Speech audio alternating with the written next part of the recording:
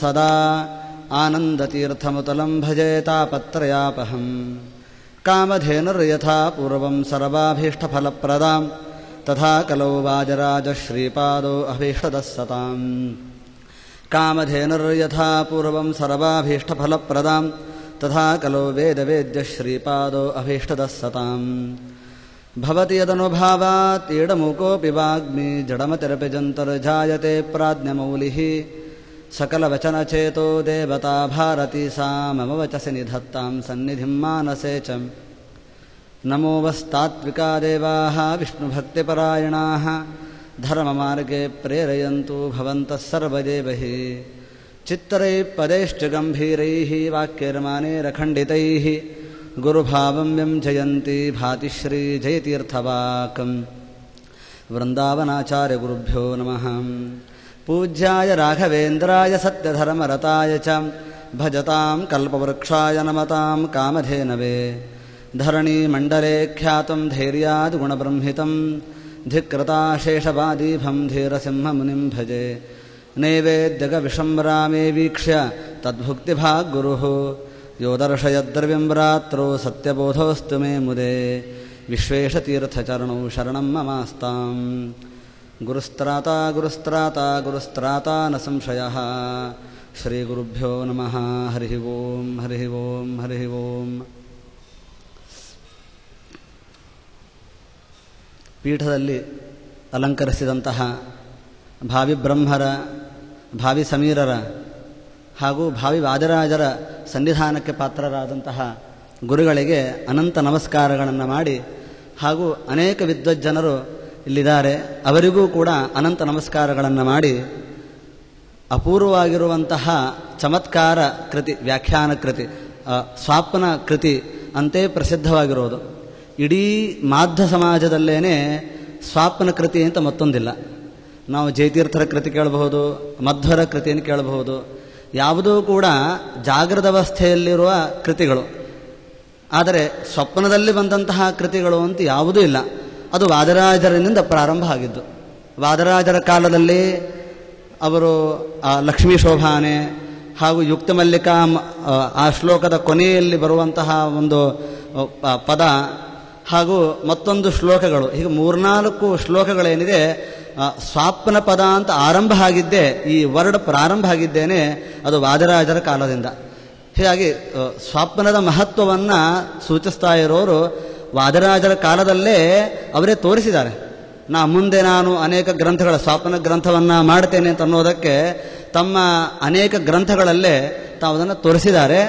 ಅನಂತರದಲ್ಲಿ ತಾವು ವೃಂದಾವನಸ್ಥರಾದ ಮೇಲೂ ಕೂಡ ಅನೇಕ ಕೃತಿಗಳನ್ನು ತಾವು ಮಾಡಿದ್ದಾರೆ. ಅದರಲ್ಲಿ ಬೃಹತ್ತಾದ ಕೃತಿ ಸ್ವಪ್ನ ವೃಂದಾವನಾಖ್ಯಾನ. ನನಗೆ ಕೊಟ್ಟಿರುವಂತಹದ್ದು 16ನೇ ಅಧ್ಯಾಯ.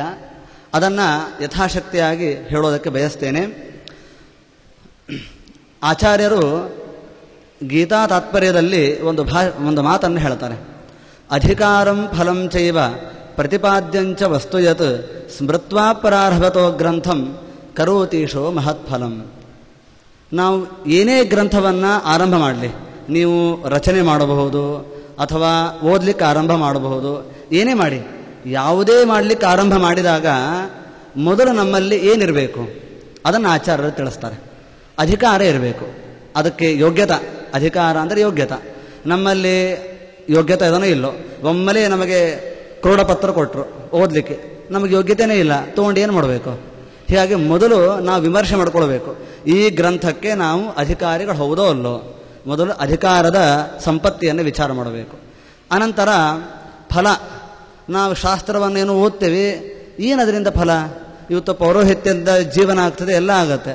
ಶಾಸ್ತ್ರದಿಂದ ಏನಾದೀತು? ಹೀಗಾಗಿ ಆ ಶಾಸ್ತ್ರದಿಂದ ಆಗುವಂತಹ ಫಲದ ಬಗ್ಗೆ ನಾವು ಏನು ಅಂತ ಅದರ ಬಗ್ಗೆ ಯೋಚನೆ ಮಾಡಬೇಕು ಅಂತ ಆಚಾರ್ಯರು ಅದನ್ನು ತಿಳಿಸ್ತಾರೆ. ಇನ್ನು ಹಾಗೆ ಪ್ರತಿಪಾದ್ಯಂಚ ವಸ್ತುಯತು. ಇಡೀ ಗ್ರಂಥದಲ್ಲಿ ಒಟ್ಟಾರೆ ಏನು ಹೇಳ್ತಾ ಇದ್ದಾರೆ? ನಾವು ರಾಮಾಯಣ ಕಥೆಯನ್ನು ಕೇಳಲಿಕ್ಕೆ ಆರಂಭ ಮಾಡಿರ್ತೇವೆ, ಆದರೆ ಇಡೀ ಗ್ರಂಥದಲ್ಲಿ ಏನು ಹೇಳ್ತಿದ್ದಾರೆ? ಯಾವುದೋ ಒಬ್ಬನ ಕಥೆ ಹೇಳ್ತಾ ಇದ್ದಾರೆ ಅಂತ ಅನಿಸಿಬಿಟ್ರೆ ಆವಾಗ ಶ್ರೋತೃವರ್ಗಕ್ಕೆ ಮನಸ್ಸು ಹೋಗಲ್ಲ. ಹೀಗಾಗಿ ಮೊದಲು ನಾವು ಚಿಂತನೆ ಮಾಡಬೇಕಾದದ್ದು ಇಡೀ ಗ್ರಂಥದಲ್ಲಿ ಏನು ಹೇಳ್ತಾ ಇದ್ದಾರೆ ಅದರ ಸಾರವನ್ನು ಚಿಂತನೆ ಮಾಡಬೇಕು. ಹೀಗೆ ಅಧಿಕಾರ ಫಲ ಮತ್ತು ಪ್ರತಿಪಾದ್ಯ ವಸ್ತು ಈ ಮೂರನ್ನು ಚಿಂತನೆ ಮಾಡಬೇಕಂತೆ. ಇದನ್ನು ಆಚಾರ್ಯರೇ ಹೇಳಿದ್ದಾರೆ. ಇದನ್ನು ಮಾಡಿ ತೋರಿಸಿದವರು ಅಂದರೆ ಸಾಕ್ಷಾತ್ ವೇದವ್ಯಾಸ ದೇವರೇ, ಸೂತ್ರಕಾರರೇ ತಾವೇ ಮಾಡಿ ತೋರಿಸಿದ್ದಾರೆ. ಓಂ ಓಂ ಅಥಾತೋ ಬ್ರಹ್ಮ ಜಿಜ್ಞಾಸ ಓಂ ಅನ್ನುವಲ್ಲಿ ಮೊದಲನೇ ಸೂತ್ರದ ಆರಂಭದಲ್ಲೇ ಇದನ್ನು ಹೇಳಿದ್ದಾರೆ. ಅಥ ಅಂತಂದರೆ ಅಧಿಕಾರ ಸಂಪತ್ತ್ಯನಂತರಂ, ಅಧಿಕಾರದ ಬಗ್ಗೆ ವೇದವ್ಯಾಸ ದೇವರೇ ಯೋಚನೆ ಮಾಡಿದರು, ಅದರ ಬಗ್ಗೆ ಚಿಂತನೆ ಹೇಳಿದ್ದಾರೆ. ಇನ್ನು ಅತಃ ಅಂದರೆ ಪ್ರಯೋಜನವನ್ನು ಹೇಳಿದ್ದಾರೆ. ಮೋಕ್ಷರೂಪ ಫಲ ಇದೆ, ಯಾರು ಬ್ರಹ್ಮಶಾಸ್ತ್ರವನ್ನು ಓದ್ತಾರೋ ಅವರಿಗೆ ಮೋಕ್ಷರೂಪ ಫಲ ಇದೆ ಅನ್ನೋದನ್ನು ಹೀಗೆ ಫಲದ ಬಗ್ಗೆ ಹೇಳಿದರು. ಇನ್ನು ಪ್ರತಿಪಾದ್ಯಂಚ ವಸ್ತುಯತ್, ಇಡೀ ಗ್ರಂಥದಲ್ಲಿ ಏನನ್ನು ಹೇಳ್ತಾ ಇದ್ದಾರೆ ಅಂತ ಅದನ್ನು ಬ್ರಹ್ಮಪದದಿಂದಾಗಿ ತಿಳಿಸ್ತಾ ಇದ್ದಾರೆ. ಬ್ರಹ್ಮ ಅಂದರೆ ಗುಣಪೂರ್ಣ, ಗುಣಪೂರ್ಣನಾದ ಆ ನಾರಾಯಣನ ಬಗ್ಗೆ ಇಡೀ ಬ್ರಹ್ಮಸೂತ್ರಗಳಲ್ಲಿ ಹೇಳ್ತಾ ಇದ್ದಾರೆ ಅಂತ ವೇದವ್ಯಾಸದೇವರೇ ಆಚಾರ್ಯರು ಹೇಳಿಕೊಟ್ಟಂತಹ ಮಾತಿಗೆ ಮೊದಲೇ ಅವರು ತಾವು ಅದನ್ನು ಹೇಳಿದ್ದಾರೆ. ಹೀಗಾಗಿ ಯಾರು ಈ ರೀತಿಯಾಗಿ ಅಧ್ಯಯನ ಮಾಡ್ತಾರೆ, ಅಧಿಕಾರ ಫಲ ಪ್ರತಿಪಾದ್ಯ ವಸ್ತುವನ್ನು ಚಿಂತನೆ ಮಾಡಿ ಗ್ರಂಥವನ್ನು ಯಾರು ಆರಂಭ ಮಾಡ್ತಾರೆ ಅವರಿಗೆ ಮಹತ್ತಾದ ಫಲವನ್ನು ದೇವರು ಕರುಣಿಸ್ತಾನಂತೆ. ಹೀಗಾಗಿ ಈ ಗ್ರಂಥಕ್ಕೆ ನಮ್ಮಲ್ಲಿ ಏನು ಅಧಿಕಾರ, ಯಾರು ಬೇಕಾದ್ದು ಕೂಡ ಓದಿಬಿಡ್ಬೋದಾ ಅಂದರೆ ಅದಕ್ಕೆ ಶ್ರೀಮುಷ್ಣಾಚಾರ್ಯರು ಮೊದಲೇ ಹೇಳಿದ್ದಾರೆ. ವಿಶ್ವಾಸಯೋಗ್ಯಾನಾಂ ವಿಶ್ವಾಸಂ ಉತ್ಪಾದಯಿತು ಉಪದಿದೇಶ ಅಂತ ಅಲ್ಲಿ ಅಧಿಕಾರವನ್ನು ಅವರು ಹೇಳಿದ್ದಾರೆ. ಏನು ಅಧಿಕಾರ? ವಿಶ್ವಾಸ ಯೋಗ್ಯತ್ವ. ನಮ್ಮಲ್ಲಿ ಇರಬೇಕಾದದ್ದು ಏನಂದರೆ ನಾವು ದೈವಿಕ ಸಂಪತ್ತಿನ ಬಗ್ಗೆ ಏನಾದರೂ ಹೇಳಿದರೆ ಅದನ್ನು ಮೊದಲು ನಂಬಬೇಕು, ಅಂತಹ ಒಂದು ಆಸ್ತಿಕ್ಯ ಬುದ್ಧಿ, ಇದು ಅಧಿಕಾರ ಅಂತ ಹೇಳ್ತಾರೆ. ಇನ್ನು ಇದು ಸಾಮಾನ್ಯ ಅಧಿಕಾರ. ಇನ್ನು ವಿಶೇಷ ಅಧಿಕಾರವನ್ನು 10ನೇ ಅಧ್ಯಾಯಗಳಲ್ಲಿ ಅವರೇ ಹೇಳಿದ್ದಾರೆ. ಮೊದಲನೆಯದ್ದು ಅಧಿಕಾರ ಅಂತಂದರೆ ವೃಂದಾವನದಲ್ಲಿ ಮಹತ್ವ ಬುದ್ಧಿ. ವೃಂದಾವನ ಅದು ಸಾಮಾನ್ಯವಾದ ವೃಂದಾವನ ಅಲ್ಲ, ಸಾಮಾನ್ಯರಂತೆ ಆ ವೃಂದಾವನ ಅಲ್ಲ, ಪಂಚವೃಂದಾವನ ಅದು ಸಾಮಾನ್ಯ ವೃಂದಾವನ ಅಲ್ಲ ಅಂತ ಅನ್ನುವ ಬುದ್ಧಿ ಇರಬೇಕು. ಅದರಂತೆ ವೃಂದಾವನ ಆಖ್ಯಾನದಲ್ಲಿ ನಮಗೆ ಪ್ರಾಮಾಣ್ಯ ಬುದ್ಧಿ ಇರಬೇಕು, ಇದು ಎರಡನೇದ್ದು. ಅನಂತರ ಮತ್ತೊಂದು ಇರಬೇಕು ಅಂತ ಹೇಳ್ತಾರೆ, ಆ ಸೋದೆ ಪೀಠದಲ್ಲಿ ಬರದಂಥ ಎಂತೆಂತಹ ಯತಿಗಳು ಬರ್ತಾರೋ ಎಲ್ಲ ಯತಿಗಳಲ್ಲಿಯೂ ಕೂಡ ಮಹತ್ವ ಬುದ್ಧಿಯನ್ನು ಕಾಣಬೇಕು. ಇದು ಇಲ್ಲದೇನೇ ಇದ್ದರೆ ಮದ್ರೋಹ ಫಲಭಾಕ್ ಅಂತ ಅಲ್ಲಿ ಹೇಳ್ತಾರೆ. ನಾವು ವೃಂದಾವನದಲ್ಲಿ ಆಖ್ಯಾನದಲ್ಲಿ ನಮಗೆ ಒಳ್ಳೆಯ ಬುದ್ಧಿ ಇದೆ, ಆದರೆ ಸ್ವಾಮಿಗಳಲ್ಲಿ ಅಷ್ಟು ನಮಗೆ ಭಕ್ತಿ ಇಲ್ಲ ಅಂತಾದರೆ ಅವನು ವಾದರಾಜರ ಭಕ್ತನೂ ಅಲ್ಲ, ಅವನು ಆಖ್ಯಾನಕ್ಕೆ ಅಧಿಕಾರಿಯೂ ಅಲ್ಲ ಅಂತ ನೀವು ಹೇಳಿದ್ದಲ್ಲ, ಸುಮ್ಮನೆ ಸ್ವಾಮಿಗಳಿಗೆ ಹೊಗಳೋದಕ್ಕಲ್ಲ, ಇದು ಅಲ್ಲೇ ಹೇಳಿದ್ದಾರೆ. ಇದನ್ನು 10ನೇ ಅಧ್ಯಾಯಗಳಲ್ಲೇನೆ ಇದನ್ನು ಅವರೇ ಹೇಳಿದ್ದಾರೆ. ಈ ಪೀಠದಲ್ಲಿ ಬಂದಂತಹ ಯತಿಗಳಲ್ಲಿಯೂ ಕೂಡ ಅಷ್ಟೇ ಗೌರವವನ್ನು ತಾಳಬೇಕು, ಯಾಕಂದರೆ ವಾದರಾಜರ ಮಧ್ವರ ಸನ್ನಿಧಾನ ಅಷ್ಟು ಇರುತ್ತದೆ. ಹೀಗೆ ಈ ಥರನಾದ ಬುದ್ಧಿ ಯಾರಿಗಿರುತ್ತೋ ಅವರೇ ಆಖ್ಯಾನಕ್ಕೆ ಅಧಿಕಾರಿಗಳು. ಇನ್ನೊಂದನ್ನು ತಂತ್ರಸಾರದಲ್ಲಿ ಹೇಳಿದ್ದಾರೆ, ಅದು ಒಂದು ನೋಡೋಣ.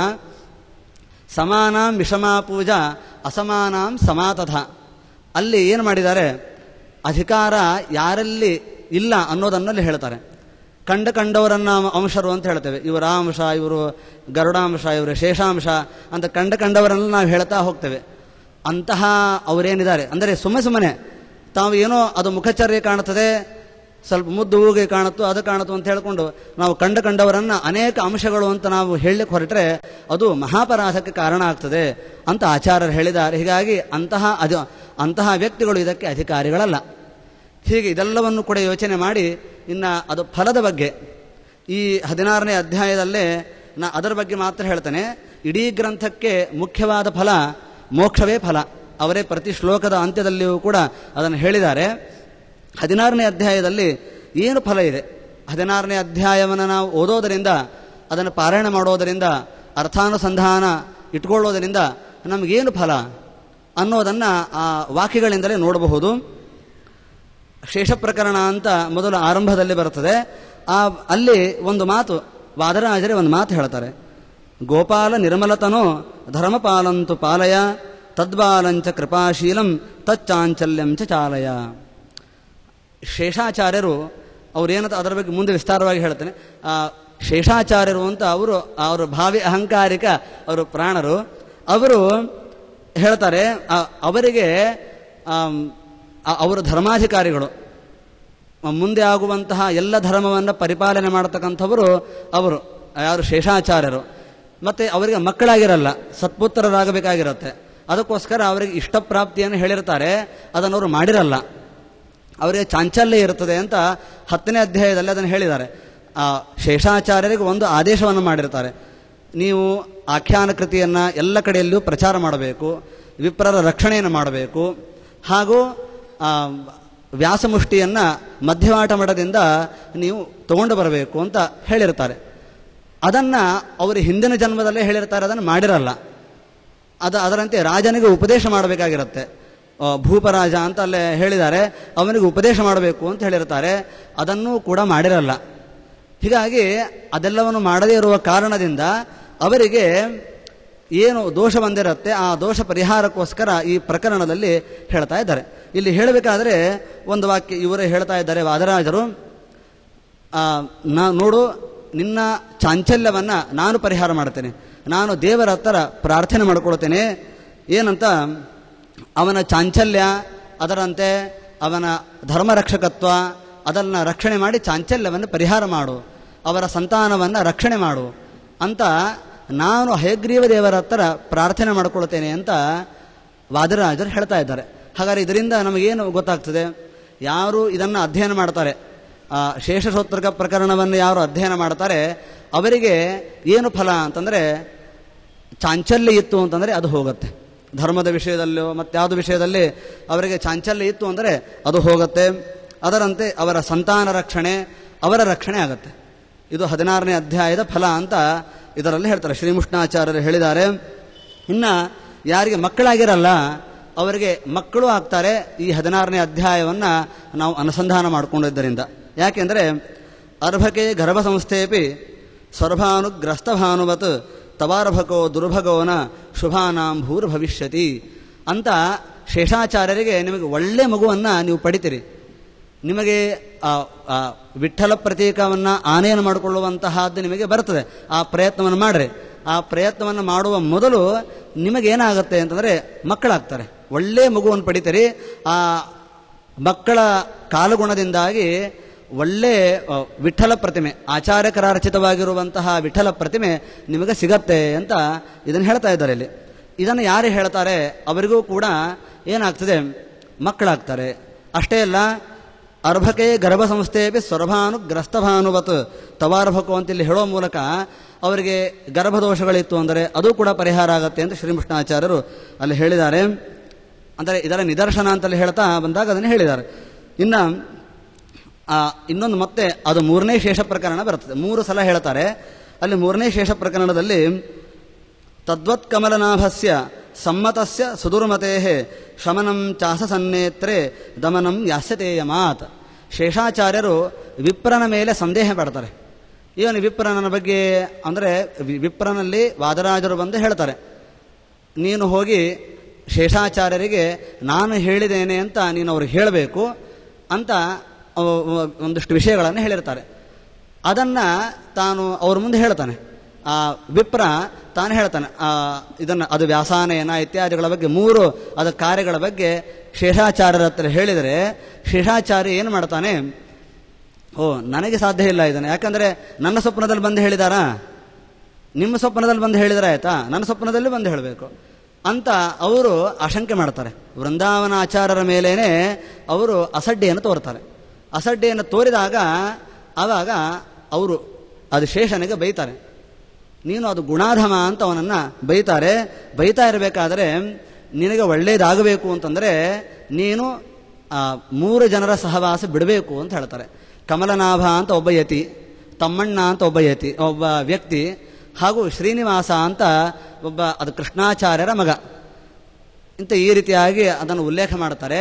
ಈ 3 ಜನರು ಮಹಾದುಷ್ಟರಿದ್ದಾರೆ, ಈ 3 ಜನರ ಸಹವಾಸವನ್ನು ನೀ ಬಿಟ್ಟು ಅಂತಾದರೆ ಆವಾಗ ನಿನಗೆ ಒಳ್ಳೆಯದಾಗತ್ತೆ. ಯಾಕೆ?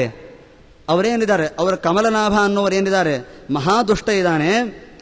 ಅವನಿಗೆ ನನ್ನ ಗ್ರಂಥಗಳಲ್ಲಿ ಅದರಂತೆ ನನ್ನ ಭಕ್ತರಲ್ಲಿ ಅವಿಶ್ವಾಸವನ್ನು ಮೂಡಿಸಿದ್ದಕ್ಕೆ ಅವನಿಗೆ ನೇತ್ರ ಹೋಗುತ್ತೆ, ಮುಂದೆ ನೇತ್ರಾದಿಗಳು ಎಲ್ಲವೂ ಕೂಡ ಹೋಗ್ತದೆ. ಮುಂದೆ ಇಲ್ಲ ಆಗದಿದ್ದರೂ ಮುಂದೆ ಅದು ಯಮಲೋಕಕ್ಕೆ ಹೋದಾಗ ಅಲ್ಲಿ ಅವನಿಗೆ ಶಿಕ್ಷಾದಿಗಳಾಗ್ತದೆ, ಅವನಿಗೆ ಜ್ಞಾನ ನೇತ್ರವನ್ನು ತಾನು ಕಡಿತಾನೆ ಅಂತ ಹೇಳ್ತಾರೆ. ಇದರಿಂದ ಆಗುವ ಫಲ ಏನು ಅಂತಲ್ಲಿ ಬಿಡಿಸ್ತಾ ಇದನ್ನು, ಈ ಪ್ರಕರಣನ ಯಾರು ಅಧ್ಯಯನ ಮಾಡ್ತಾರೆ ಅವರಿಗೆ ದುಷ್ಟರ ಬಾಧೆ ಇತ್ತು ಅಂತಾದರೆ ಅದು ಹೊರಡುತ್ತದೆ ಅಂತ ಹೇಳಿದ್ದಾರೆ. ಇನ್ನೊಂದು ಮತ್ತು ಅದು ಕೆಲವರಿಗೆ ಗಂಡು ಮಗು ಬೇಕು ಅಂತ ಆಸೆ ಇರುತ್ತೆ. ಅಂಥವರಿಗೆ ಮಹಾವಿಶ್ವಾಸ ಇದೆ ಅಂತಾದರೆ ಅವರಿಗೆ ಈ 16ನೇ ಅಧ್ಯಾಯವನ್ನು ಪಾರಾಯಣ ಮಾಡಿದರೆ ಸಾಕು, ಅವರಿಗೆ ಗಂಡು ಮಗು ಆಗ್ತದೆ. ಇದನ್ನು ಅದರಲ್ಲಿ ಅವರೇ ಹೇಳ್ತಾ ಇದ್ದಾರೆ, ತವೋತ್ತಮ ಸತೀಸೂತಿ ಕಾಲೇ ಚಿತ್ರಂ ಕೃತಮ್ಮಯ ಪೂರ್ವೋಕ್ತ ವಾಕ್ಯ ಸತ್ಯಾರ್ಥಂ ಸಾ ಪುತ್ರಿ ಪುತ್ರಕೃತಃ. ಶೇಷಾಚಾರ್ಯರಿಗೆ ವಾದರಾಜರು ಸ್ವಪ್ನದಲ್ಲಿ ಬಂದು ಹೇಳಿರ್ತಾರೆ, ನಿಮಗೆ ಗಂಡು ಮಗು ಆಗ್ತದೆ ಅಂತ ಹೇಳಿರ್ತಾರೆ. ಆದರೆ ಅದೇನು ಒಳಗಡೆ ಇರೋ ಜೀವವನ್ನು ವಾದರಾಜರು ಆವಾಗಲೇ ಅರಿತು ಬಿಟ್ಟಿರ್ತಾರೆ. ಆ ಜೀವ ಅದು ಹೆಣ್ಣು ಜೀವ ಇರುತ್ತದೆ. ಹೆಣ್ಣು ಜೀವ ಇರೋದನ್ನು ಗಂಡು ಜೀವವನ್ನಾಗಿ ವಾದರಾಜರು ತಮ್ಮ ಶಕ್ತಿಯಿಂದ ತಾವು ಮಾಡ್ತಾರೆ. ಅದನ್ನೇ ಹೇಳ್ತಾ ಇದ್ರು, ಪೂರ್ವೋಕ್ತ ವಾಕ್ಯ ಸತ್ಯಾರ್ಥಂ. ಯಾಕೆ ಹಾಗೆ ಮಾಡಿದರು ಅಂದರೆ ವಾದರಾಜರು ತಮ್ಮ ಮಾತನ್ನು ಸತ್ಯಪಡಿಸೋದಕ್ಕಾಗಿ ಆ ಪುತ್ರಿಯಾಗಿದ್ದರೂ ಕೂಡ ಅದನ್ನು ಪುತ್ರವನ್ನಾಗಿ ಮಾಡ್ತಾರೆ. ಅಂತಹ ಸಾಮರ್ಥ್ಯ ನನ್ನಲ್ಲಿದೆ ಅಂತ ಶೇಷಾಚಾರ್ಯ ಹೇಳ್ತಾರೆ. ಹೀಗಾಗಿ ಈ ಗ್ರಂಥವನ್ನು ಯಾರು ಆಸ್ತಿಕ್ಯ ಬುದ್ಧಿಯಿಂದ ಓದ್ತಾರೋ ಅವರಿಗೂ ಕೂಡ ಈ ಫಲ ಇದೆ ಅಂತ ಇದನ್ನು ನಿದರ್ಶನದಲ್ಲಿ ಹೇಳ್ತಾ ಇದ್ದಾರೆ. ಇನ್ನೊಂದನ್ನು ಮುಂದೆ ವಾಸುದೇವ ಮುನಿ ಅಂತ ಒಬ್ಬ ಯತಿಗಳು, ಅವರು ಬಹಳ ವಾದರಾಜರಲ್ಲಿ ಬಹಳ ಶ್ರದ್ಧೆಯನ್ನು ಇಟ್ಟುಕೊಂಡವರು. ಅನಂತರ ಕಾಲದಲ್ಲಿ ಅವರು ವಿಪ್ರರ ಶಿಷ್ಯರು ಕೂಡ ಆಗ್ತಾರೆ, ವೃಂದಾವನಾಚಾರ್ಯರ ಶಿಷ್ಯರು ಕೂಡ ಅವರಾಗ್ತಾರೆ. ಆ ಸಮಯದಲ್ಲಿ ಏನಾಗ್ತದೆ, ಈ ವಿಪ್ರನಿಗೆ ಜ್ವರ ಬರುತ್ತದೆ. ಜ್ವರ ಬಂದಾಗ ವಾದರಾಜರು ಹೇಳ್ತಾರೆ, ಸ್ವಪ್ನದಲ್ಲಿ ಬಂದು ಹೇಳ್ತಾರೆ, ಈಗ ನಾನು ಸದ್ಯಕ್ಕೆ ಯಾವುದರ ಬಗ್ಗೆನೂ ಹೇಳಲ್ಲ, ಈಗ ನಾನು ನಿನಗೆ ಆಖ್ಯಾನದ ಬಗ್ಗೆ ನಾನು ನಿನಗೆ ಹೇಳಲ್ಲ. ಯಾಕೆಂದರೆ ನಿನಗೆ ಜ್ವರಬಾಧೆ ಇದೆ, ಜ್ವರಬಾಧೆ ಹೋಗುವವರೆಗೂ ಕೂಡ ನಾನು ನಿನಗೆ ಹೇಳಲ್ಲ, ಅನಂತರ ಕಾಲದಲ್ಲಿ ನಾನು ನಿನಗೆ ಹೇಳ್ತೇನೆ ಅಂತ ಹೇಳುವ ಸಮಯದಲ್ಲಿ ಅವರೊಂದು ವಾಕ್ಯವನ್ನು ಪ್ರಯೋಗ ಮಾಡ್ತಾರೆ. ಮಯಾಪಿ ಜೀವತಾ ಭೂಮೌ ಅನುಭೂತಂ ಜ್ವರಾಧಿಕಂ ಭವರೋಗೇಣ ಗ್ರಸ್ತಸ್ಯ ಕಿಂತ್ವಿದಂ ಜ್ವರಪೀಡನಂ ಅಪಮೃತ್ಯುಂ ಛನತ್ಯಾಶು ಮಮ ಪಾದೋದಕಂ ದ್ವಿಜಾಂ. ಅವರು ಹೇಳ್ತಾರೆ, ವಾದರಾಜರು ಆ ವಿಪ್ರನಿಗೆ ಹೇಳ್ತಾರೆ, ನಿನಗೆ ಜ್ವರ ಬಂದಾಗ ನಾನು ಜ್ವರವನ್ನು ಪರಿಹಾರ ಮಾಡೋದಕ್ಕೆ ನಾನು ಹೋಗಲ್ಲಪ್ಪ, ಸಾಮರ್ಥ್ಯ ಇದೆ, ನಾನಾಗಿಯೇ ಅದನ್ನು ಪರಿಹಾರ ಮಾಡಲ್ಲ. ಯಾಕೆ ಅಂತಂದರೆ ನಾನೇ ಅವತಾರ ಮಾಡಿದಾಗ ನಾನೇ ಈ ಜ್ವರಾದಿಗಳ ಬಾಧಕ್ಕೆ ಒಳಗಾಗಿದ್ದೇನೆ. ಅಂದರೆ ಜ್ವರಾದಿ ಬಾಧೆ ಅಂತಂದರೆ ಅವರಿಗೆ ಜ್ವರಾದಿಗಳು ದುಃಖವನ್ನು ತಂದು ಕೊಡ್ತಾವೆ ಅಂತಲ್ಲ. ಹೇಗೆ ಬ್ರಹ್ಮದೇವರಿಗೆ ದುಃಖ, ಭಯ, ಅಜ್ಞಾನಗಳು ಎಲ್ಲವೂ ಕೂಡ ತೋರಿದಾವೆ ಅಂತ ನಾವು ಭಾಗವತಾತ್ಪರ್ಯದಲ್ಲಿ ಕೇಳ್ತೇವೆ. ಅಜ್ಞಾನ 4 ವಾರ, ದುಃಖ 2 ವಾರ ಅಂತೆಲ್ಲ ನಾವು ಕೇಳ್ತೇವೆ. ಅದು ಅವರಿಗೆ ದುಃಖ ಅಜ್ಞಾನಗಳು ಅವರ ಶರೀರಕ್ಕೆ ಅಂದರೆ ಅವರ ಪ್ರಾಕೃತ ಮನಸ್ಸಿಗೆ ಬಂದು ಹೋಗಿವೆ. ಅಂದಾಕ್ಷಣಕ್ಕೆ ಅವರ ರುಜುತ್ವಕ್ಕೆ ಹಾನಿ ಇಲ್ಲ. ಹಾಗೆ ವಾದರಾಜರು ಅವತಾರ ಮಾಡಿದಾಗ 120 ವರ್ಷದ ಅವಧಿಯಲ್ಲಿ ಕೊನೆಯ ಹಂತದಲ್ಲಿ ಅವರಿಗೆ ಜ್ವರ ಬಂದಿದ್ದು ಅಂತ ನಾವು ಕಥೆಯಲ್ಲಿ ನಾವು ಕೇಳ್ತೇವೆ. ಹೀಗಾಗಿ ಆ ಜ್ವರ ಬಾಧೆಯನ್ನು ಅವರೂ ಕೂಡ ಅನುಭವಿಸಿದ್ದಾರೆ. ದೇವರ ಪ್ರೀತಿಗಾಗಿ ಅದನ್ನು ಅನುಭವಿಸಿದ್ದಾರೆ. ಆದರೆ ಅದರಿಂದ ನೀಚತ್ವ ಅನ್ನುವಂತಹ ವಿಕಾರ ಅವರಿಗೆ ಅಲ್ಲಿ ಆಗಲಿಲ್ಲ.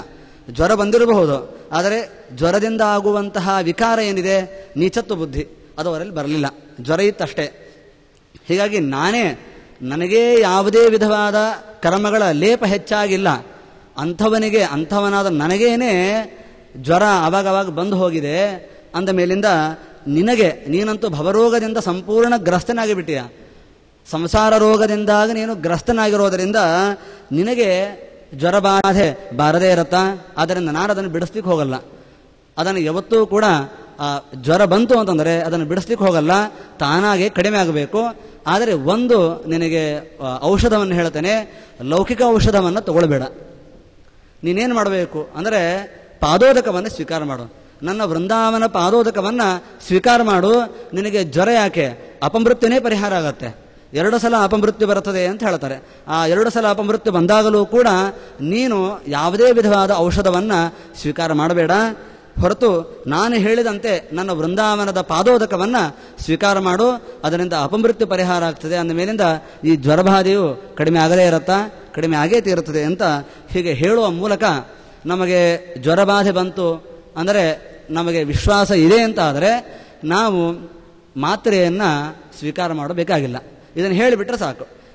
ಇದನ್ನು ಚಿಂತನೆ, ವಿಪ್ರನಿಗೆ ಅವನಿಗೆ ಜ್ವರಬಾಧೆ ಬಂದಾಗ ವಾದಿರಾಜರು ಅವನಿಗೆ ಪಾದೋದಕವನ್ನು ಸ್ವೀಕಾರ ಮಾಡು ಅಂತ ಹೇಳಿದ್ದಾರೆ ಅನ್ನುವ ಚಿಂತನೆ ಮಾಡಿದರೂ ಸಾಕು. ಪಾದೋದಕ ಕೆಲವೊಂದು ಸಲ ಸಿಗಲ್ಲ, ನಮಗೆ ಸಿಗದೇ ಇರುವ ಸಮಯದಲ್ಲಿ ಇದನ್ನು ನಾವು ಈ ತರನಾದ ಚಿಂತನೆಯನ್ನು ಮಾಡಿದರೂ ಕೂಡ ನಮ್ಮ ಜ್ವರ ಅಪಮೃತ್ಯು ಎಲ್ಲವೂ ಕೂಡ ಪರಿಹಾರ ಆಗತ್ತೆ ಅಂತ ಸೂಚಿಸ್ತಾರೆ. ಯಾಕೆ ಈ ರೀತಿಯಾಗಿ ವ್ಯಾಖ್ಯಾನ ಮಾಡಬೇಕು? ಸುಮ್ಮನೆ ವ್ಯಾಖ್ಯಾನ ಬುದ್ಧಿ ಇದೆ ಅಂತ ಮಾಡ್ತಾ ಹೋಗೋದಲ್ಲ. ವಾದಿರಾಜರೇ ತಿಳಿಸಿದ್ದಾರೆ, ಗಂಧದ್ವಾರಾಂ ದುರಾಧರ್ಷಾಂ ಅಂತ. ಇದನ್ನು ಅದು ಪೂಜಾ ಕಾಲದಲ್ಲಿ ಆಗಬೇಕಾದರೆ ಗಂಧವನ್ನು ಸಮರ್ಪಿಸುವ ಕಾಲದಲ್ಲಿ ಇದನ್ನು ಹೇಳಬೇಕು ಅಂತ ವಾದಿರಾಜರೇ ಹೇಳ್ತಾರೆ. ಅವರು ಅದು ಗಂಧವನ್ನು ಸಮರ್ಪಿಸಬೇಕಾದರೆ ಈ ಮಂತ್ರವನ್ನು ಹೇಳಬೇಕು ಅಂತ ಹೇಳಿದ್ದಾರೆ. ಆದರೆ ಈ ಮಂತ್ರದಲ್ಲಿ ಹೇಳಬೇಕಾದರೆ ಲಕ್ಷ್ಮಿಯ ಬಗ್ಗೆ ಹೇಳ್ತಾರೆ, ಗಂಧದ ಬಗ್ಗೆ ಏನೂ ಮಾತಾಡೋದಿಲ್ಲ. ಆದರೆ ನೀವಾಗಬೇಕಾದ್ರೆ ಏನು ಮಾಡ್ತಾ ಇದ್ದೀರಿ? ಗಂಧವನ್ನು ಸಮರ್ಪಿಸುವ ಕಾಲದಲ್ಲಿ ಈ ಮಂತ್ರವನ್ನು ಹೇಳಬೇಕು. ಅದರಂತೆಯೇ ಅದು ಪವಿತ್ರವನ್ನು ಸ್ವೀಕಾರ ಮಾಡಬೇಕಾದ್ರೆ ಅಲ್ಲಿ ಪವಿತ್ರ ಎತ್ತೇ ಪವಿತ್ರಂ ಅಂತ ಒಂದು ಮಂತ್ರ ಬರುತ್ತದೆ. ಅದನ್ನು ಹೇಳ್ತಾ ನಾವು ಪವಿತ್ರವನ್ನು ಧಾರಣೆ ಮಾಡಬೇಕು ಅಂತ ಹೇಳ್ತಾರೆ. ಅದರಲ್ಲಿ ಈ ಪವಿತ್ರವನ್ನು ಅದರಂತೆಯೇ ಗಂಧದ ಬಗ್ಗೆ ಹೇಳ್ತಾ ಇಲ್ಲ. ಅದಕ್ಕೆ ಅವರು ವ್ಯಾಖ್ಯಾನ ಮಾಡ್ತಾ ಹೇಳ್ತಾರೆ, ಅಲ್ಲಿ ಆ ಪದಗಳು ಬಂದರೆ ಸಾಕು, ಗಂಧ ಪವಿತ್ರ ಅನ್ನುವಂತಹ ಪದಗಳು ಬಂದರೂ ಕೂಡ ಸಾಕು. ನಾವು ಅದನ್ನು ಮಂತ್ರವನ್ನಾಗಿ ಇಟ್ಟುಕೊಂಡು ನಾವು ಗಂಧಾದಿಗಳನ್ನು ಸ್ವೀಕಾರ ಮಾಡಬೇಕಾದರೆ ಅದನ್ನು ಹೇಳಬೇಕು. ನಾವು ದೇವರಿಗೆ ಏರಿಸಬೇಕಾದರೂ ಕೂಡ ಅಥವಾ ನಾವು ಪವಿತ್ರವನ್ನು ಸ್ವೀಕಾರ ಮಾಡಬೇಕಾದರೂ ಕೂಡ ನಾವು ಈ ಮಂತ್ರವನ್ನು ಹೇಳಿದರೆ ಅಷ್ಟೇ ಫಲ ಬರುತ್ತದೆ ಅಂತ ಹೇಳ್ತಾರೆ. ಹಾಗೆ ಇಲ್ಲಿಯೂ ಕೂಡ ಇದು ನಿದರ್ಶನ ಪರ್ವ, ನಿದರ್ಶನ ಅಧ್ಯಾಯಗಳಾದ್ದರಿಂದ ಇಲ್ಲಿ ಏನಾಗ್ತಾ ಇದೆ ಅದು ನಮಗೂ ಸಂಬಂಧ ಇದೆ. ಕೇವಲ ಅವರಿಗೆ ಮಾತ್ರ ಸಂಬಂಧ ಇಲ್ಲ. ಲಕ್ಷ್ಮೀಪತಿ, ಶೇಷಾಚಾರ್ಯ, ವಿಪ್ರರಿಗೆ ಅವರಿಗೆ ಮಾತ್ರ ಸಂಬಂಧ ಇಲ್ಲ. ಈಗ ಉದಾಹರಣೆಗೆ ಅರ್ಜುನನಿಗೆ ಗೀತಾ ಉಪದೇಶ ಮಾಡಿದ ಕೃಷ್ಣ. ಅದು ಅರ್ಜುನನಿಗೆ ಮಾತ್ರ, ನಮಗೆಲ್ಲ ಇಲ್ಲ, ನಾವು ಓದ್ತಿಲ್ಲೇ ಇಲ್ಲ ಅಂತ ಅವರು ಯಾರೂ ಬಿಡಲ್ಲ. ಅದನ್ನು ಹೇಗೆ ನಾವು ಸ್ವೀಕಾರ ಮಾಡ್ತೇವೋ ಹಾಗೆ ಇಲ್ಲಿ ಆಗಿರುವಂತಹ ಏನು ಪ್ರಸಂಗಗಳಿವೆ ಅದು ನಮಗೂ ಅನ್ವಯ ಆಗತ್ತೆ. ನಮಗೂ ಅನ್ವಯ ಆಗೋದರಿಂದಾಗಿ ಇದನ್ನು ಯಾರು ಈ ಅಧ್ಯಾಯಗಳನ್ನು ಯಾರು ಹೇಳ್ತಾರೆ, ಇಲ್ಲೇ ಹೇಳುವಂತಹ ಫಲ ಅದು ನಮಗೂ ಅನ್ವಯ ಆಗ್ತದೆ. ಈ ರೀತಿಯಾಗಿ ಫಲದ ಬಗ್ಗೆ ಚಿಂತನೆ. ಇನ್ನು ಅದರಂತೆ ಪ್ರತಿಪಾದ್ಯ ವಸ್ತು, ಇಡೀ ಇದರಲ್ಲಿ ಪ್ರತಿಪಾದ್ಯ ಇಡೀ 16ನೇ ಅಧ್ಯಾಯದಲ್ಲಿ ಏನೇನು ಹೇಳ್ತಾ ಇದ್ದಾರೆ ಅಂದರೆ, ಪ್ರಧಾನವಾಗಿ ಹೇಳ್ತಾ ಇರೋದಲ್ಲಿ ಆಖ್ಯಾನದ ಬಗ್ಗೆ ಸರ್ವತ್ರ ಪ್ರಚಾರ ಮಾಡಬೇಕು. ಇದು ಬಹಳ ಮುಖ್ಯ ಅಂತ ಹೇಳ್ತಾರೆ. ಶೇಷಾಚಾರ್ಯರ ಪ್ರಕರಣ ನೋಡಿ, ವಿಪ್ರ ಪ್ರಕರಣ ನೋಡಿ, ಅದರಂತೆ ಲಕ್ಷ್ಮೀಪತಿ ಪ್ರಕರಣ, ಹಾಗೆ ಬಹುಪುರುಷ ಪ್ರಕರಣ, ಇದೆಲ್ಲವನ್ನು ನೋಡಿದರೆ ನಮ್ಗೆ ಗೊತ್ತಾಗುತ್ತೆ ಏನಂತಂದರೆ, ಪ್ರಧಾನವಾಗಿ ನಾವು ಮಾಡಬೇಕಾದದ್ದು ಸಜ್ಜನರ ಸಭೆಯಲ್ಲಿ ಆಖ್ಯಾನದ ಪ್ರವಚನ ಆಗಬೇಕು ಅಂತ ಅವರು ಹೇಳ್ತಾರೆ. ನೋಡಿ, ಆ ಶ್ಲೋಕವನ್ನೇ ನೋಡೋಣ.